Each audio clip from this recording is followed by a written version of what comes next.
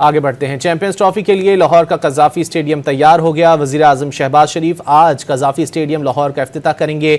Chairman PCB Mohsin Naqvi stadium के तामीराती काम करने वाले वर्कर्स को जोहराना भी देंगे। हो गया वो शाहकार तैयार था जिसका सबको इंतजार। चैंपियंस ट्रॉफी से कबल नया कज़ाफ़ी स्टेडियम लाहौर तैयार हो गया। नए कज़ाफ़ी स्टेडियम से पर्दा जुमे को उठेगा। वज़ीर आज़म शहबाज शरीफ शाम 7 बजे स्टेडियम का इफ्तिताह करेंगे। इफ्तिताही तकरीब के दौरान मुख्तलिफ परफॉर्मेंसेस, ढोल, आतिशबाजी और लाइट शो का शानदार मुजाहिरा होगा। नामवर गुलकार अली जफर, आरिफ लोहार और आयमा बेग भी अपनी आवाज का जादू जगाएंगे, सुर बिखेरेंगे। नए कज़ाफ़ी स्टेडियम की ओपनिंग है। भाई परफॉर्म कर रहा है स्टेडियम में पहुंचे।